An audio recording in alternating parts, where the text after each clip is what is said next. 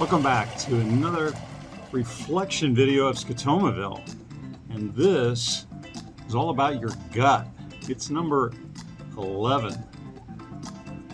You know, the point of the reflection videos is for me to look back so that you can look forward. But at the same time, I am reviewing the progress I've made up my Personal Everest. That's pretty important. That's the supporting evidence, the onus probandi of self-reflection video modeling. I didn't even know about that when I started. I had no idea. I thought it was pretty trick to use two cameras. Well, it was, but in this case, I am now have the understanding and the discipline from which to speak with authority, whereas before I was very suspicious. I had strong belief. Now I have the evidence, and I can really say to you, follow in the way by which I began.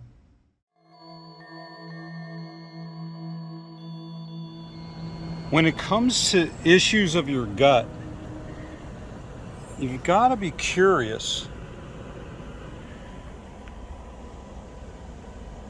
What the hell? What's going on? Oh man, have I got a freaking leak? If you're not curious, you won't even look into it. See, as it turns out, that dripping is from the AC.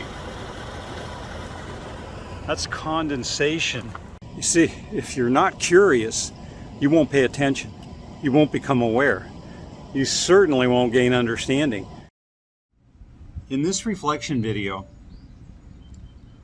I want to give you encouragement by providing you with my hindsight. That is a few years now of strong discipline, which has become easier and easier as I incrementally made changes to my diet, to my sleep,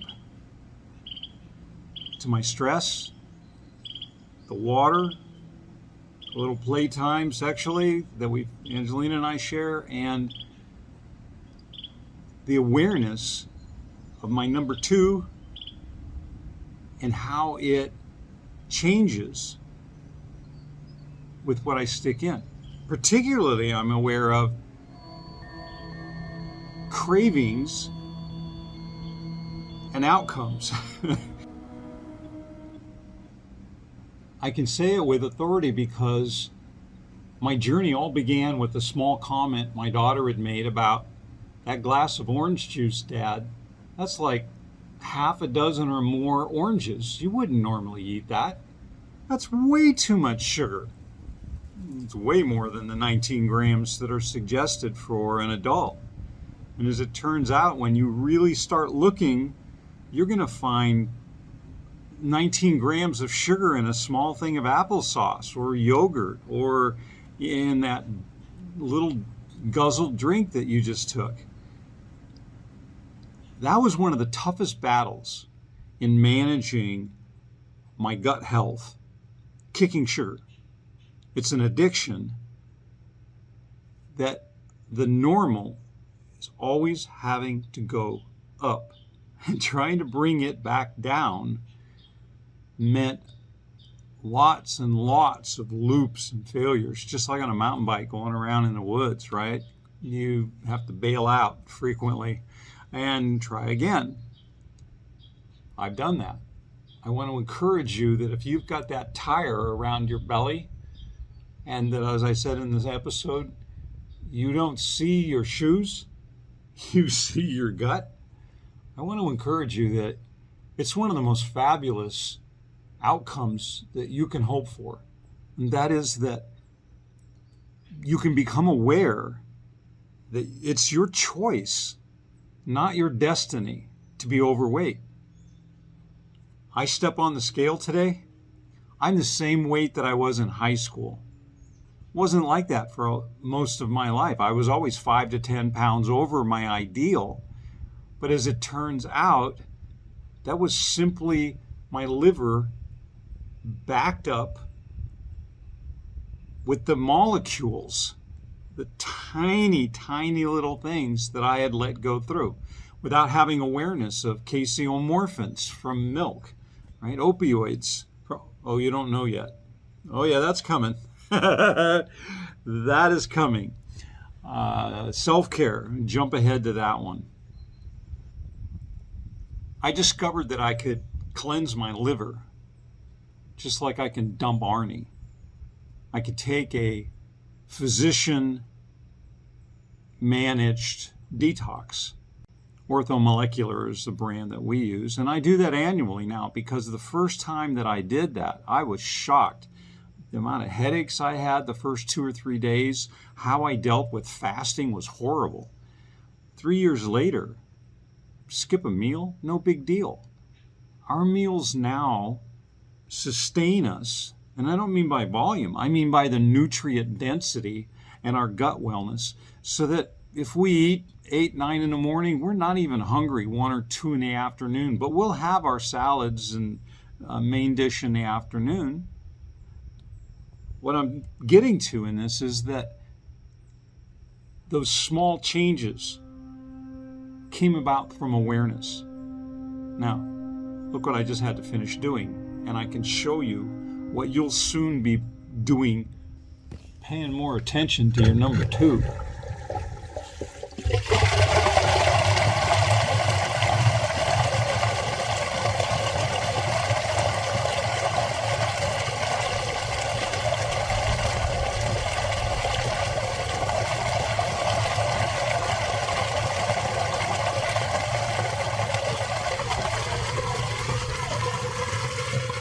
It may seem kind of gross, but paying attention to what's coming out is really important.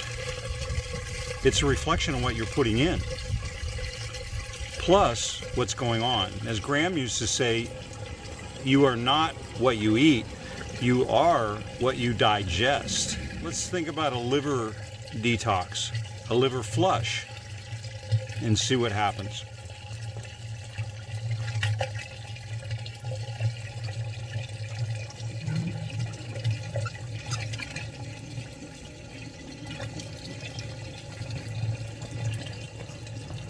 You simply restrict the amount of solid foods going in for a couple of days, a few days, and then slowly introduce other safe items on your good list, and your liver has a chance to get rid of stuff that's been hanging around your waistline, stuff that's been collecting over time.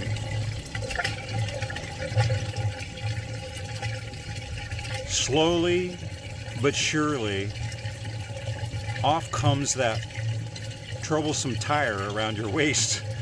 I lost the 10 pounds in about 10 days, and I haven't put it on since. I do an annual detox just to be sure.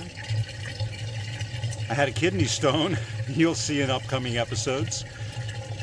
That showed that there was a little excess oxalates, so I restricted the arugula and spinach and other things that I was consuming a lot of that I thought were good, healthy, but as it turned out, not so healthy for certain parts of the body.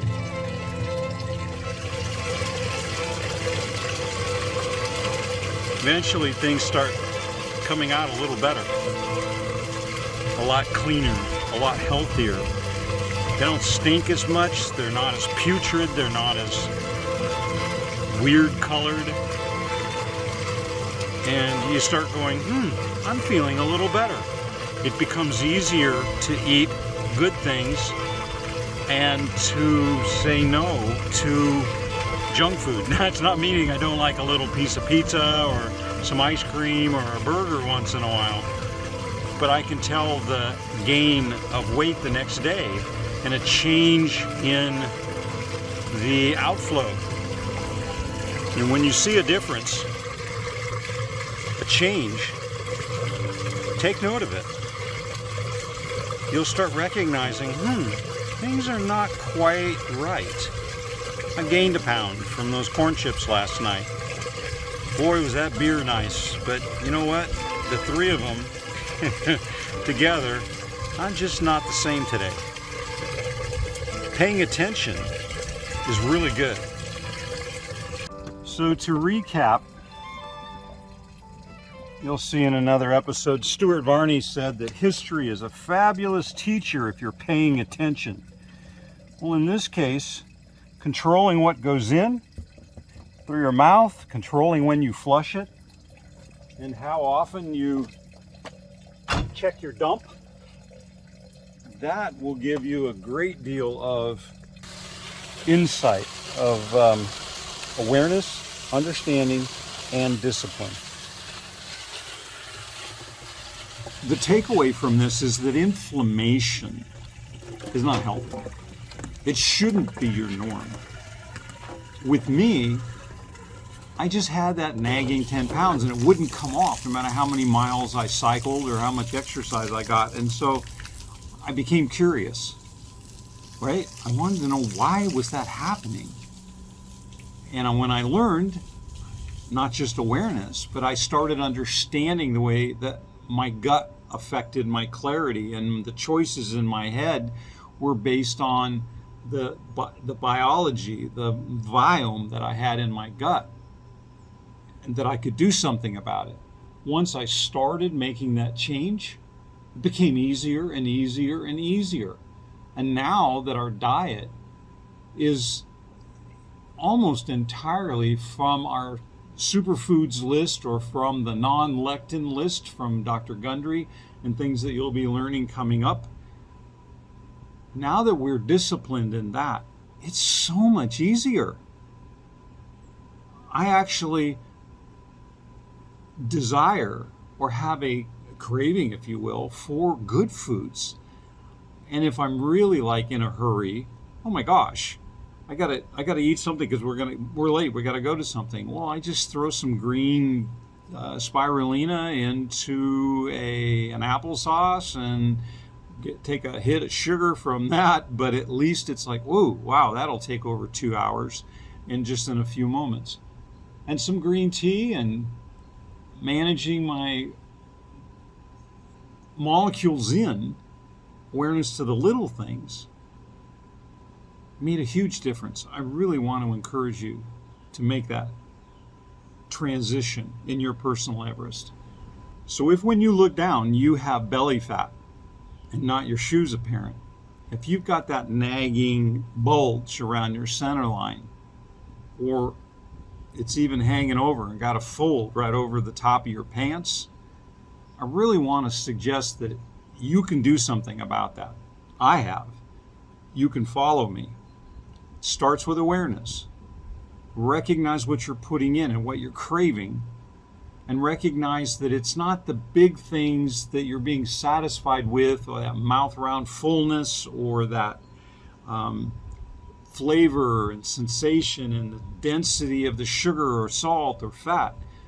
Those are all tricks on you. Those are all shortcuts given to your brain to produce that mesolimbic uptake, that good feeling that you're having from the caffeine or the chocolate or all of the other opioid kind of chemicals, or you're getting lectins in your diet from the way you were raised, habits, right? Rice, beans, seeds, and everything. When you realize change is made at a molecular level, the change you need to make is on a small, tiny little level. It's not ginormous. It's little by little. Change the populations in your gut. Add the ones that are supposed to be there that are not, with a probiotic and a prebiotic to feed all of that. Make those small changes and you'll see. at first, the changes that you're going to make, it's hard to tell.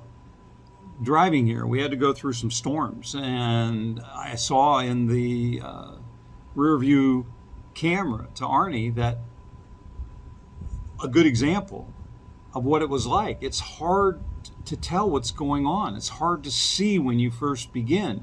You're going down the road and you think what you should be seeing is feedback right away, but it's not. It's cloudy, it's messy, it's a blurry unknown.